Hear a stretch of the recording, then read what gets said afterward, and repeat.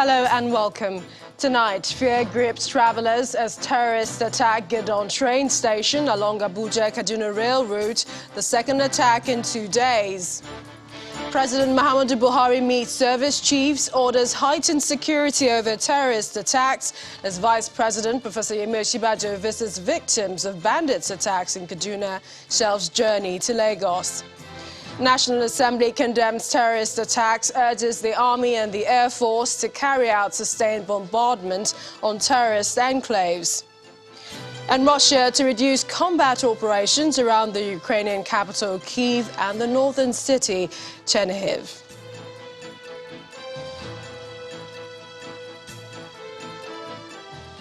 On business news tonight, Nigeria's new gas production expected to hit 1.78 billion cubic feet this year in latest projection by the African Energy Chamber. On sports news tonight, the Black Stars of Ghana forced the Super Eagles of Nigeria to a draw in Abuja to qualify for the FIFA World Cup in Qatar on the away goal rule as fans encroached the pitch after the game. And from the nation's capital, President Muhammadu Buhari advocates synergy in tax administration, asks officials to guard against multiple taxation, but to ensure compliance in payment of taxes. It's been a day of tragedy and violence in the country, mainly characterized by activities of insurgents in parts of the country. When in October 2021, terrorists attacked and destroyed a portion of the Abuja-Kaduna rail track between Dutse and Rijana with explosives, it signaled a new dimension in activities of insurgents operating on the Abuja-Kaduna axis. But it appeared not much attention was paid to that dangerous development, and then last night's rude awakening when the terrorists attacked the same train track, killing 8 people in the process, with many others injured, while yet unknown were kidnapped. Our correspondent Ayotunde Balogun tells us more. It's been a dreadful time for Nigeria's rail transportation sector. On Monday, the gang mined the rail track using IED explosives, forcing the train carrying some 970 passengers to derail and stop. Soon, they started shooting sporadically, even as they attacked the VIP cabin of the train. 24 hours later, another attack is reported at Gidon rail station on the same Abuja to Kaduna axis. The Minister of Transportation, who was among the early visitors to Dutse, where the first attack took place, posted on his Twitter page pictures of him being interviewed by journalists. He also sends pictures of the damaged cabin and attributing the attacks to the delay of funds to the Nigeria Railway Corporation. According to an update from the Kaduna State Government, the Nigerian Railway Corporation Passengers Manifest shows that 398 passengers bought tickets for the trip, but 362 were validated as having boarded the train. However, the manifest does not include the NRC staff and security officials who were on board. One of the reasons why most travelers patronize the railway is because of the safety, which can no longer be guaranteed. Of course, the travelers will be looking forward to the authorities to provide security that will return safety to the rail line. Ayotunde Balogun, Channels Television News.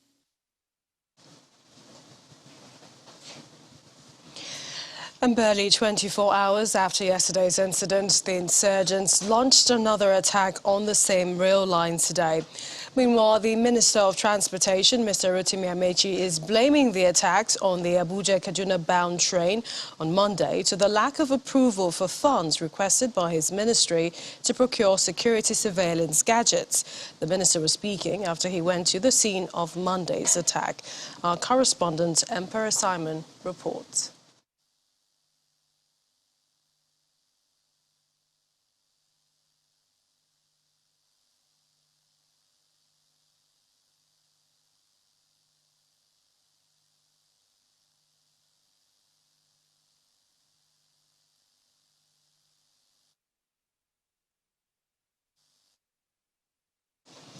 We'll come back to that story a little later. Meanwhile, this latest attack comes as the top hierarchy of the military visited the scene of yesterday's incident for security assessment. Led by the Chief of Defence Staff, Lieutenant General Lucky Irabor, and Inspector General of Police, the team visited Dutse village, some kilometres away from the Rigasa train station. General Irabor, after the assessment, vowed that the perpetrators of the dastardly act will surely be fished out by security operatives. It's one ambush too many, and the military is not taking it lying low as they vow to track down the terrorists who have wreaked havoc on the train conveying passengers from Abuja to Kaduna. So far, some bodies have been recovered, with many wounded and receiving treatment in hospital. One of them, a former deputy governor of Zamfara State. The Chief of Defence Staff, General Lucky Irabor, leads a team, including the Inspector General of Police, to the scene of the attack. And he says those responsible will be apprehended and face the wrath of the law. It's very sad that in this 21st century, we still have heartless individuals who want to make life unbearable for the rest of the citizens. This is dastardly act, but I'd like to assure you that those behind it will not go unpunished. Security, like I have always said and maintained, is everybody's business. Beyond that, here what you find is what I consider to be a calculated attempt. I'm sure, given the geography of what you just said, that it must have been something that was timed, that was deliberate. But then, of course, we will build on this knowledge and then to be able to go after them. What I like to assure Nigerians is that those who indeed were responsible for this dastardly act will be punished and they will be brought to justice. That is an assurance. And then to also say that the armed forces, the police, and of course security agencies, intelligence and security agencies remain very committed to ensuring that we have peace within our land. I'm sure if not for this very ignoble act of yesterday, for a long time we have had some form of reprieve. But of course we are not resting on our laurels. We're going to build on some of the lessons we've learned and then to see how well to drive it forward. Hours later, the Chief of Army Staff, Lieutenant General Farouk Yahya, and his team also visits the scene of the train attack. The team inspects the damaged train at Dutse village in Chikun local government area, just few kilometers to the Rigasa train station, which is the last transit point of the train. The Nigerian Railway Corporation has temporarily suspended rail operations along that axis. October last year, there was a similar attack by bandits who detonated explosives on the rail tracks, forcing a disruption of train services on the route. And as we had told you earlier, the Minister of Transportation, Mr. Rotimi Amechi, visited the same rail line today.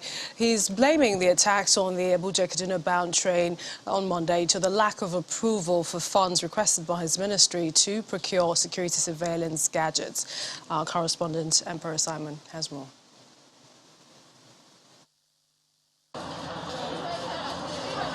A day after the attack by gunmen on the Abuja-Kaduna rail, the Minister of Transportation, Mr. Rotimi Amechi, is leading officials of the ministry on a VIP train to the scene of the incident. After about 2 hours, they arrive at the place where the attacked train stands between Katari and Rijana communities in Kaduna State. The damage done is glaring. There are shattered glasses on the ground and properties belonging to passengers could be sighted. The bullet holes on the glass and the blood stain speak volume of the exchange of gunshots on the night of the attack. At least 8 people have been confirmed dead and 25 others said to be hospitalized. This attack comes 5 months after an attack launched by gunmen in October last year. The minister is concerned about the development, considering the huge investment that has been made by the federal government in the rail transportation sector.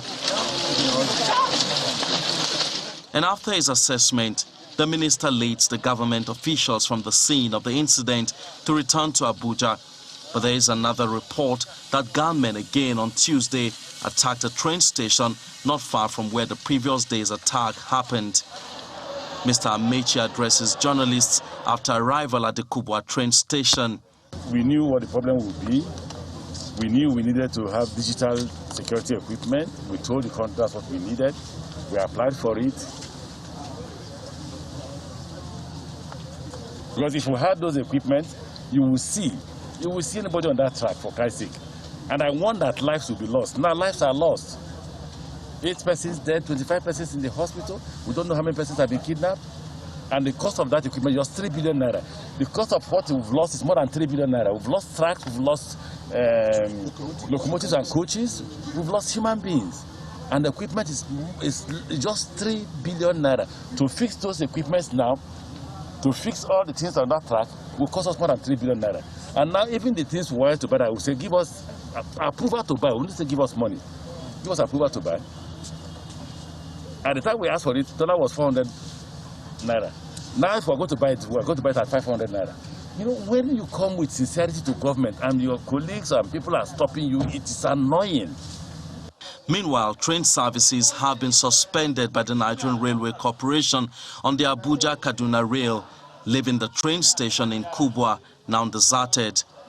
How long this may last, no one can tell. But what is certain is that the railway service in Nigeria is under attack. Emperor Simon, Channels Television News. The president has condemned the attack on the Kaduna-Abuja rail track, directing the immediate conclusion of all processes for the implementation of the integrated security surveillance and monitoring solution for the railway line, and that this be extended to cover the Lagos-Ibadan railway line.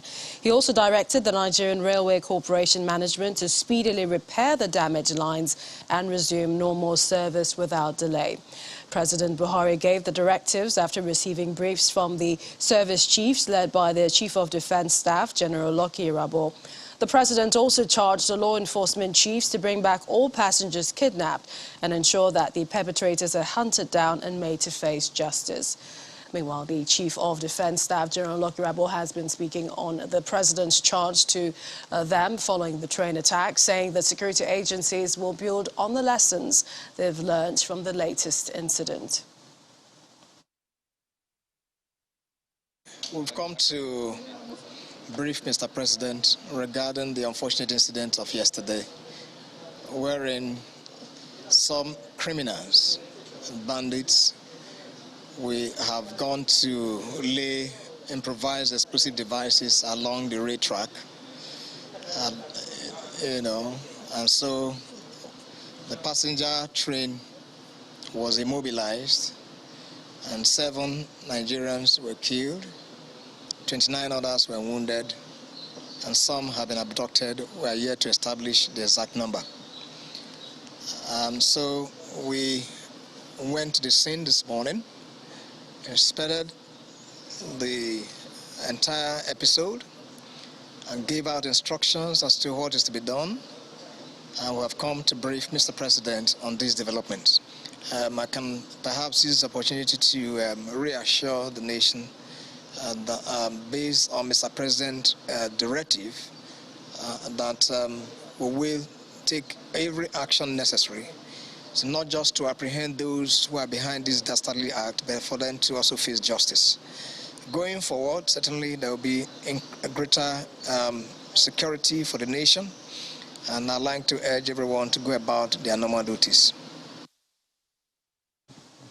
In part 2, after the break, former Lagos State Governor Bola Tinubu cancels colloquium to mark his 70th birthday over train attack by terrorists in Kaduna State. Please stay with us.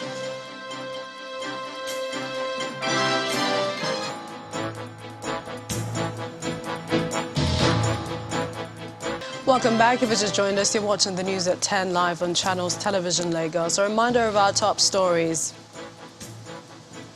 A challenging day with another attack on the train station as 8 people are killed. Vice President Professor Yemi Osinbajo visits Kaduna to commiserate with family. President Muhammadu Buhari orders heightened security over terrorist attacks. National Assembly condemns terrorist attacks, urges the Army and the Air Force to carry out sustained bombardments on terrorist enclaves. And Russia to reduce combat operations around the Ukrainian capital Kyiv and the northern city Chernihiv.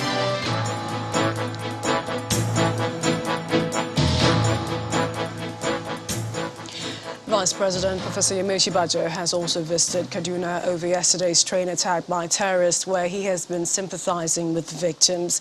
Professor Osinbajo, accompanied by Governor Nasir El-Rufai, visited the Nigerian Army Reference Hospital and St. Gerald's Catholic Hospital in the Kaduna State capital, where he wished those injured in the attack quick recovery.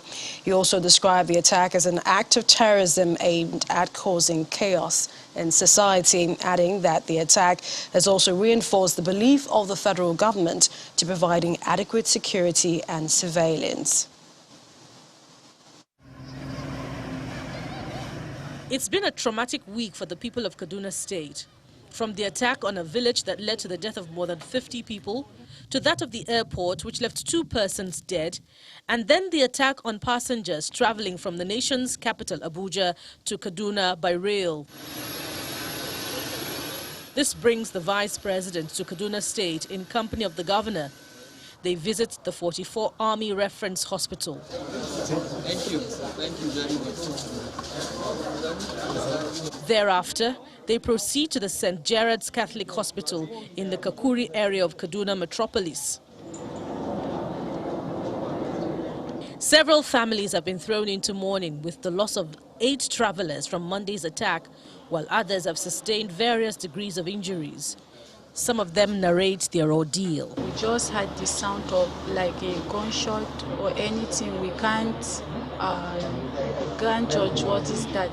So the train started shaking. After like some minutes, the train just fall down by its side. So after that, we started hearing the sound of a gunshot. So they just break the door of the train through the VIP side. They just came in, carry some people, many people, they shoot many people, they carry many people, take them inside the bush. Before the gunshot, it was like a bomb, but we couldn't understand what was it. So all of a sudden we started hearing guns. And I was shot on my legs, and after that I don't know what's happened again, but we just lie down on the floor and we saw those guys busy abducting some of the passengers. After the visit, the Vice President addressed journalists, during which he expressed the President's condolences to those who lost loved ones, promising that government will do whatever it takes to stop a repeat of the tragic incident. Well, first of all, to extend the condolence of Mr. President and the government to families of those who lost their lives in this terrible tragedy, and of course the families of those who are injured, and all of the victims of this very unfortunate and tragic incident. We remain resolute in our commitment to ensuring that these sorts of things are prevented, and that as quickly as possible services are restored, and that the type of safety measures that are required are put in place. Kaduna State has witnessed several attacks in just a week, and as a result, government may need an urgent review of the state's security architecture in order to assuage the fears of citizens amid these challenging times. More reactions on the train attack, this time from the National Assembly. The Senate is calling on the Army and Air Force to, as a matter of urgency, bombard terrorist enclaves with a view to restoring peace and stability in the country. The upper chamber is making the request following a point of order raised on the continuing attacks on communities and public facilities in Kaduna State by Senator Uba Sani. The House of Representatives is also to meet with the Ministers of Aviation and Transportation over the attacks.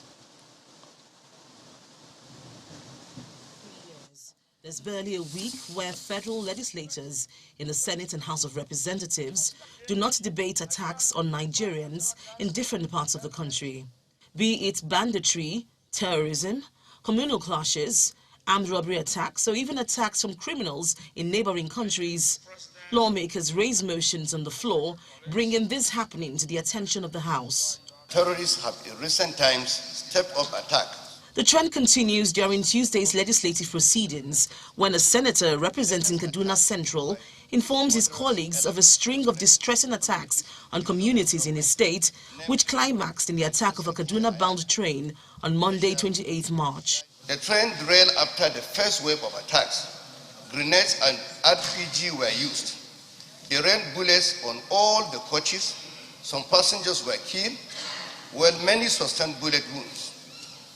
There are reports that some of the passengers were abducted. The attack on the Kaduna-Abuja train is extremely worrisome to some of these legislators and indeed many Nigerians who have resorted to traveling by rail and abandoning journeying by road for fear of being abducted by terrorists on the perilous Kaduna Expressway. While urging the Army and the Air Force to carry out sustained bombardment of terrorist enclaves to flush them out, some senators advocate for state police, which is rather curious, as state police was not included in the bills in the ongoing amendment of the 1999 Constitution. Mr. President, we cannot continue like this, and let us call a spade a spade. This is clear failure of leadership.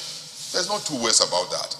I think we need to look again more closely to the call for state police, because unless this is done, having a federal police policing our bushes and our roads is something that cannot stand. A motion of urgent national importance on the Kaduna Airport and Kaduna-Abuja train attack is also raised in the House of Representatives. Lawmakers want security agencies to be more proactive in their approach and declare total war on the terrorists. Mr. Speaker, Nigeria is hemorrhaging. We are under a serious peril. We seem to be involved with so much political activities as of present, but there are critical issues affecting the lives of Nigerians. It is a point for us to come, Mr. President, and call each and every one of us to drop our party divides and then seek for one thing, which is solution. The House of Representatives resolved to meet with the Ministers of Aviation and Transportation over the attack. The House requests that security agencies set up special tactical teams across the nation's airports and railway lines. Linda Akibe, Channels Television News. Meanwhile, the president of the Nigerian Medical Association, Dr. Innocent Uja, has expressed deep sadness over the tragic death of one of its members, Dr. Chinelo Nwando, who died from injuries sustained from gunshots when the train she traveled in from Abuja to Kaduna was attacked by suspected bandits. In a press statement issued by the association's National Publicity Secretary, the NMA president decried the worsening insecurity in the country, which, according to him, has made all Nigerians vulnerable to violent acts by bandits. Dr. Uja notes that the untimely death of the young and promising doctor who served at the Kaduna State Dental Center is one too many, even as he calls on security agencies to urgently reorganize the security architecture in the country in order to avoid a recurrence. The 13th edition of the Bola Tinubu colloquium has been called off in honor of those who died at an Abuja-Kaduna train attack. The conference, which is usually organized to celebrate Asiwaju Bola Tinubu's birthday, was on this occasion by the celebrant right at the event venue, cancelled in solidarity with victims of the train attack. Mr. Tinubu told guests at the well-attended event that it should be a national day of mourning rather than a birthday celebration.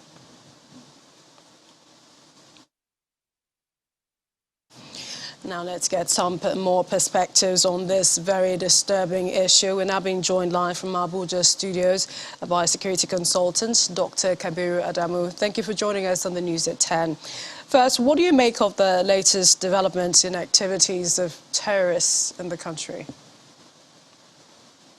Good evening, Millicent. Like every Nigerian, I find it quite unfortunate, disturbing, that these non-state actors are able to, in a brazen manner, attack critical infrastructure successfully and actually get away with it. I also find it really shocking that several persons till date appear to be missing, and as a country we've not been able to identify these persons, and their families are currently in a state of trauma. So indeed, very disturbing. Dr. Dama, would you say it's a case of little proactiveness by security authorities? And in this case, I mean, what do we call them? Terrorists, bandits?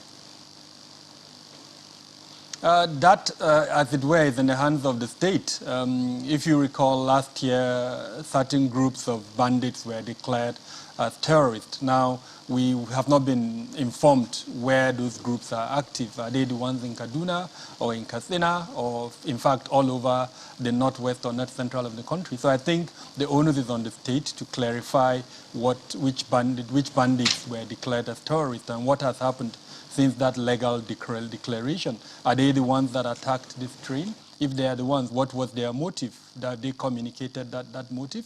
And to that extent, I'm a little bit disturbed that we are not preserving the evidence that appears to be on that train. The footage that you've shown appears to show a lot of interference with the evidences that would lead to a conclusion on what happened and who was behind the attack. And of course, once we are able to arrest who behind that attack and then prosecute that person, if we don't preserve that evidence, it will be very difficult to prosecute that person. The Minister of Transportation said that the lack of approval for funds requested by his ministry, he blamed that, saying he required certain funds to procure security surveillance gadgets. Do you think that this would have helped in hindsight if this was done? It is one of the components of a good security system. What he was referring to is a surveillance solution. But in all honesty, that is not all what we need alone. It would serve as a component, but more importantly, the security arrangement that would help protect that infrastructure, I think, is even more important. And I can tell you in all sincerity that the sophistication of a surveillance system that is driven by the kind of technology that the minister is referring to is probably not adequate for the Nigerian environment, where challenges of power, challenges of several other things would make that kind of a solution more effective. I think involving the communities where this train line goes through is even more important. The communities would have seen those gunmen moving. They would have been able to notify the security agencies. So a security arrangement that involves them and that seeks their support in protecting that infrastructure, I think, will be more effective than any technological solution. That's not in any way ruling out that technological solution. All I'm saying is just one component of several layers. Security is usually deployed in concentric cycles or layers. So you just can't depend on just one component of security to have the efficacy or effectiveness that you require. We have lawmakers who appear to be decided over this, and they're talking, about, of course, speaking to the ministers of aviation and transportation later. But then we've heard from them. They've said that perhaps government is distracted with politics, and they've also, at another point, said carry out sustained bombardment on the terrorist enclaves. Do you think that this is a solution? So in reality, no. My honest opinion is that there are 27 ministries, departments and agencies of government, and I think the parliament needs to call all of these 27 and ask them in clear terms, the monies that we're giving you in your budget, what are you doing with those monies? How come we still have ungoverned spaces in Nigeria? Which department within government has responsibility for those ungoverned spaces? So it's not about bombardment. It's rather about asking all of these 27 ministries and departments to be more effective in their functions. And I think the parliament, as one major arm of government that has responsibility for both legislation and oversight, should play that role in terms of ensuring the meeting of the objectives that are set out in the Constitution for all of these 27 ministries, departments, and agencies. I always like speaking about monitoring and evaluation, as well as having key performance indicators for all of these 27 ministries, and departments and agencies. Now, not one out of the 27 can fulfill the objective that we want for national security. It must be done together by all of them. And that brings me to the next point, which is coordination. The various departments that are responsible for coordination also need to live up to that expectation. I think there are gaps with regards to coordination, especially when it comes to cooperation and collaboration between the various 27 ministries, departments and agencies. The president has strongly condemned the attack, and he met with service chiefs giving directives saying that they should bring back all passengers kidnapped, ensure the perpetrators are hunted down and made to face the law. What should the service chiefs be doing at this point in time? And it's also very unfortunate that, you know, the persons kidnapped, we do not know how many, and we do not even know the state of where they are. What do you expect from the armed forces? So, Millicent, the point I was trying to make earlier on is that we should not isolate any of these 27 ministries and departments and agencies as being responsible.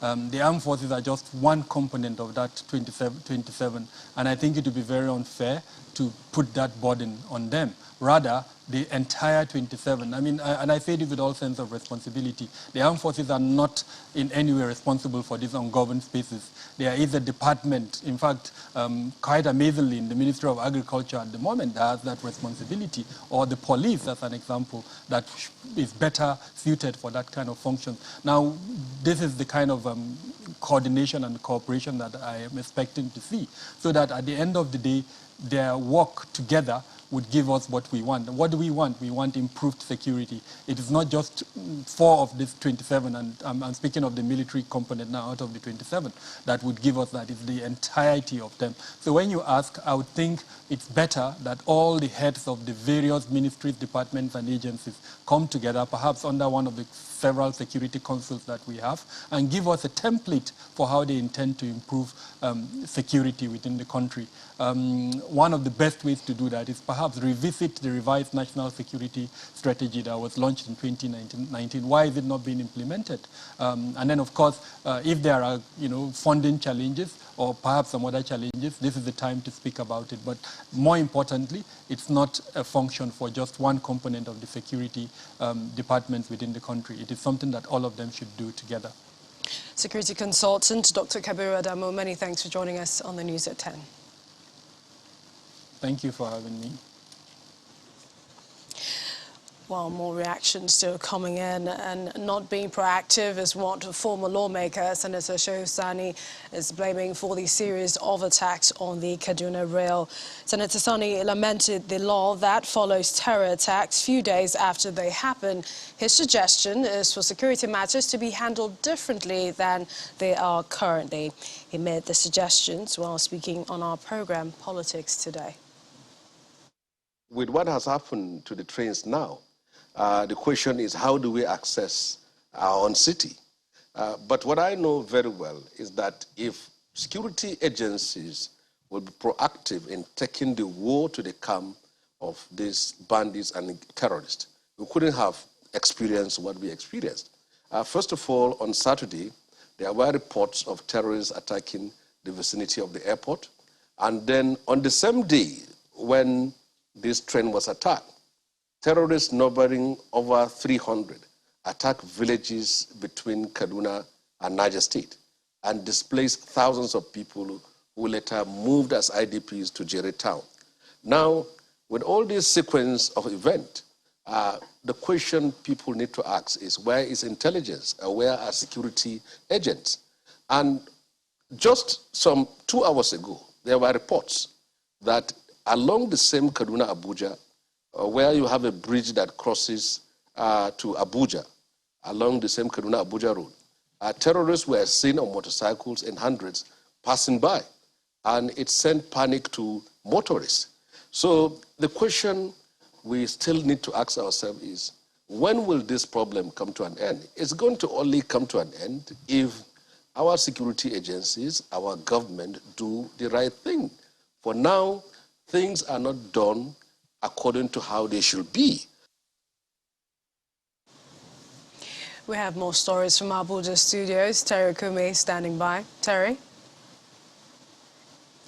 Well, hello, Millicent. Away from the Kaduna train attacks, the president is stressing the need to increase revenue via taxation without raising taxes, saying that the synergy required for proper tax administration must ensure ease of tax compliance and stop multiple taxation. President Muhammadu Buhari was speaking as the special guest of honor at the second annual tax dialogue, which was held in Abuja, where he honored the country's top 20 taxpayers. Our State House correspondent Kayla Megwa reports. Stakeholders in Nigeria's tax space are gathered here at the Banquet Hall of State House in Abuja for a second national dialogue on how taxation can be harmonized for enhanced revenue generation. The Federal Inland Revenue Service believes this dialogue is crucial as most of the taxable public are not in Nigeria's tax net. The executive chairman of the service makes a plea to the president. We humbly invite the president to step in to dissuade political tax gladiators to sheath their swords. Tax revenue is an inherently a political issue. It should be treated as such by all, irrespective of their political leaning. This dialogue will honor Nigeria's top 20 taxpayers. However, Nigeria's debt profile keeps rising. The governor of the Central Bank of Nigeria, Mr. Godwin Emefiele, says there's a direct link between non-payment of taxes and Nigeria's debt structure. There is a need, therefore, for us to appeal to both individuals or corporates who have a responsibility to pay their taxes to continue to do so. Because it is only when we do so that we are able to raise revenue to fend for our people. It is very important that we do this, otherwise the government will have no choice in an attempt to ensure that it fends for the people or meets the needs of the people, will have to borrow. President Muhammadu Buhari praises the Federal Inland Revenue Service for their achievements in 2021. He notes that revenue generation via taxes is crucial for national development, calling for ease of tax compliance and an end to multiple taxation. It is my expectation that the discussions at this 2022 National Tax Dialogue will be focused on what we must do to maximize legitimate revenue collection and massively improve the tax to GDP ratio. We must therefore improve tax revenue without necessarily raising new taxes. Now, there are issues with the tax structure in Nigeria, and that's what dialogues like this one are supposed to actually address. Mr. President there saying that he would welcome any idea that ensures that taxes are paid without taxes being raised. It is hoped that honoring these particular Nigerians who are said to be the highest taxpayers in the country will encourage other entities to do the same. From the Banquet Hall of State House in Abuja, Kayla Megwa, Channels Television News. In other stories, about 20 armed men yesterday attacked the free trade zone located in the Ibejuleki area of Lagos. It was gathered that the gunmen who came through the lagoon attempted to vandalize the armored cable in one of the installations within the zone. One of the vandals was said to have been shot, while others escaped with bullet wounds. Confirming the incident, the Lagos State Police Public Relations Officer Benjamin Hundeyin told Channels Television that investigation into the attack has been opened and security has been beefed up around the facility. The Lekki Free Trade Zone is in the commercial center of West Africa's largest economy and covers an area of 830 hectares. Now, over 670 sets of drones and a large quantity of military hardware have been intercepted by the Murtala Mohammed Area Command of the Nigeria Customs Service at the Lagos airport. Other items are 4,000 tablets of tramadol and cartons of dry cat handed over to officials of the National Drug Law Enforcement Agency, as well as military hardware intercepted by customs at the airport. These items are among other goods also imported into the country through the airport. Speaking during the handing over of the seized items, the Area Comptroller, Sambo Dangaladima, explains that owing to the proactive nature of officers of the command, The items were abandoned by the importers at the cargo airport.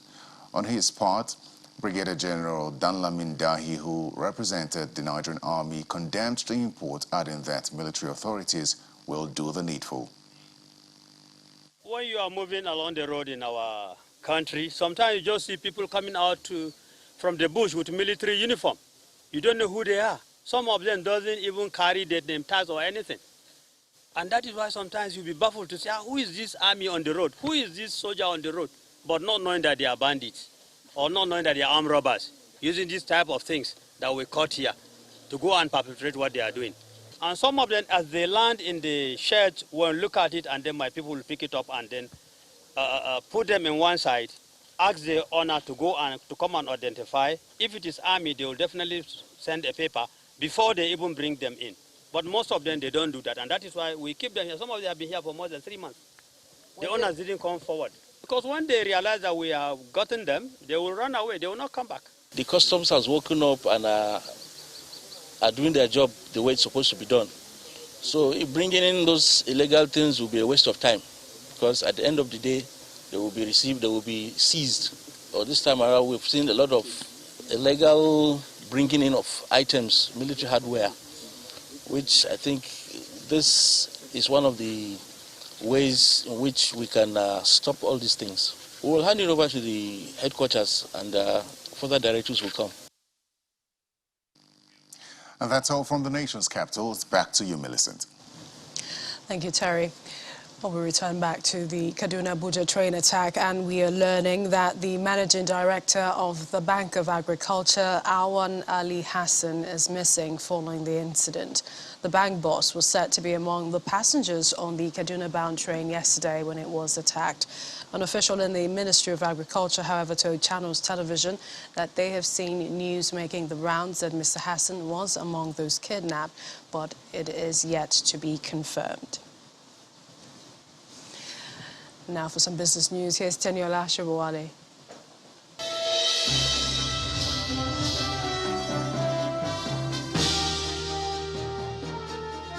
Thanks a lot, Millicent. Welcome to Business News. Nigeria is now expected to be part of a potential global suppliers to meet gas demand in Europe, and that's because its production is expected to hit 1.78 billion cubic feet this year. The projection is made by the African Energy Chamber in its outlook for the first quarter of 2022, which is higher than the 1.45 billion cubic feet recorded last year. The report also indicates that the 4,128-kilometer Trans-Saharan natural gas pipeline being built by Nigerian, Niger and Algerian governments is expected to transport 30 billion cubic meters of natural gas per year once completed and allow Europe to leverage West and North Africa's oil and gas resources. The Federal Competition and Consumer Protection Commission says it may resort to penalizing companies that do not have an accessible consumer complaint resolution platform. The Executive Vice Chairman of the FCCPC, Babatunde Irukera, made this known today in Abuja at a briefing with journalists. He says the development had led to an increase in the number of daily complaints received by the Commission. He mentioned that the FCCPC is developing a complaint resolution channel that would allow companies to connect through a subscription and receive any complaints by consumer. Well, let's check in on the stock market now. Will Ibong has the details.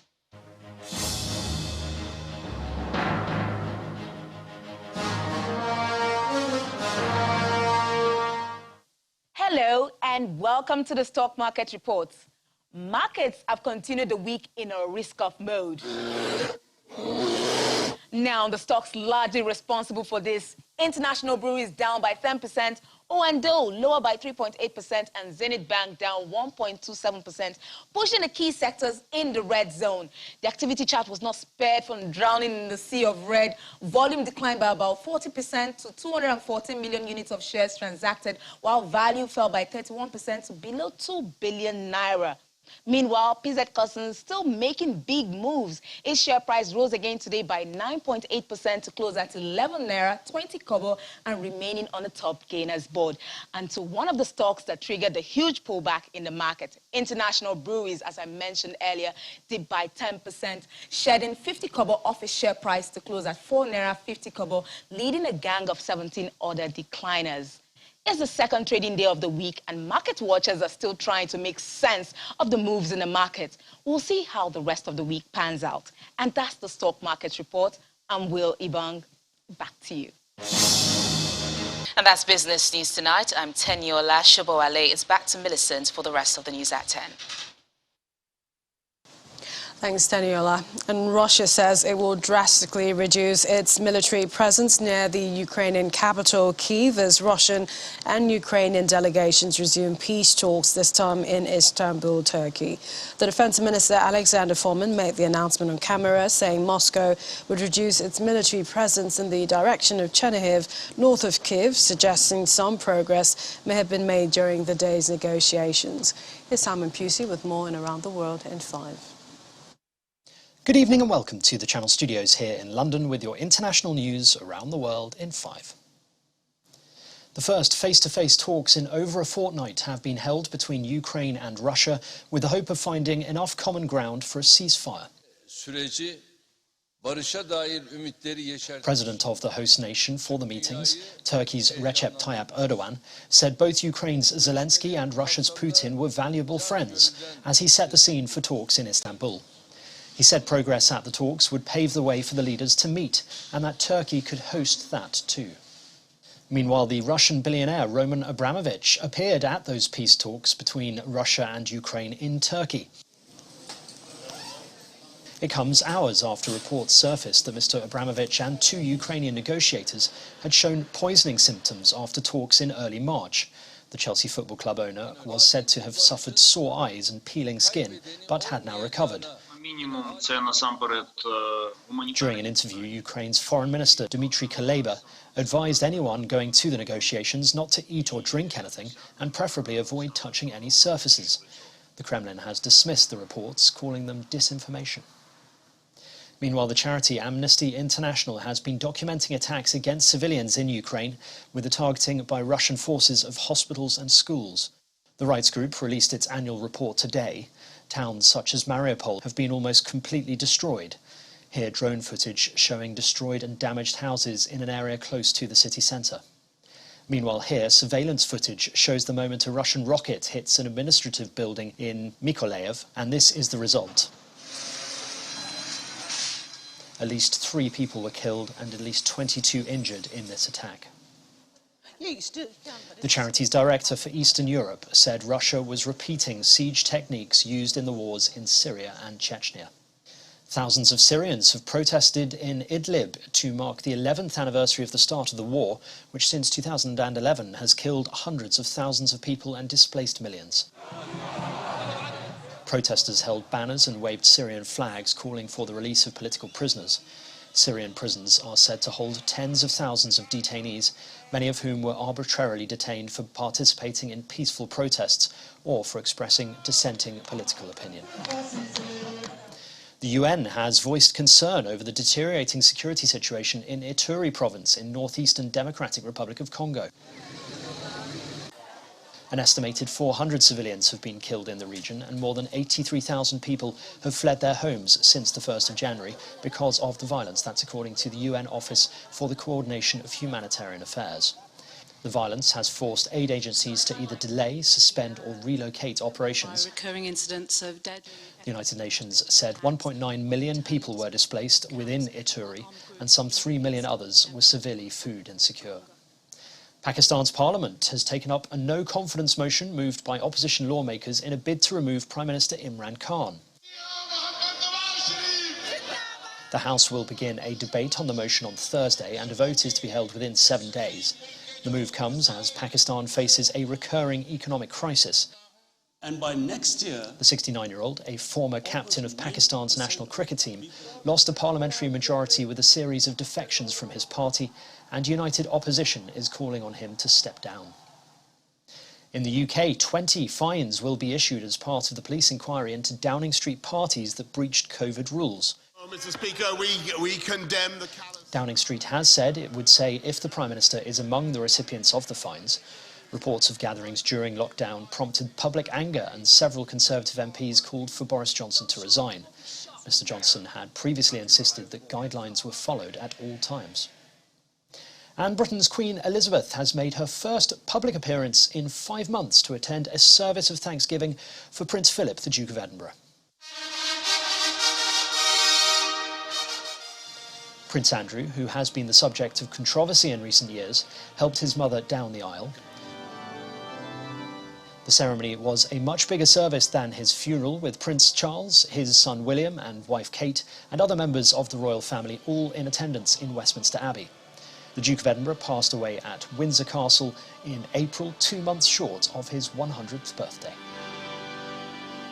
And that's your international news around the world in 5. Now back to the Channel studios in Lagos.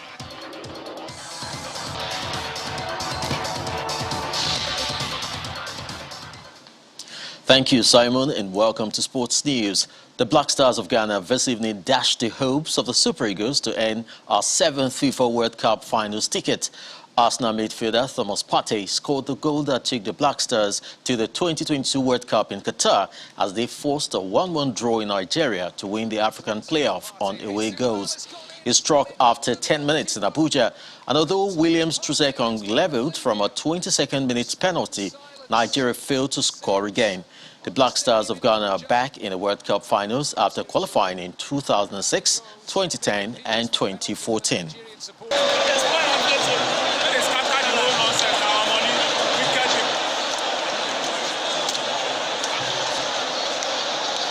It was an ugly scene after the end of the match as police used tear gas to disperse fans who had encroached the pitch after the game to vent their anger after Nigeria's failure to qualify for the World Cup.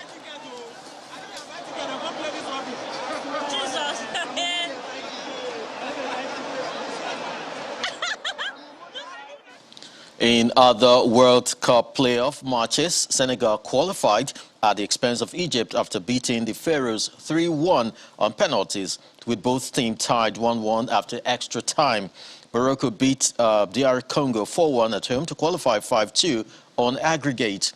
Elsewhere, the Carthage Eagles played a goalless draw with Mali, but qualified 1-0 on aggregate. The game between Algeria and Cameroon is still ongoing. That's Sports News. It's back to you, Millicent.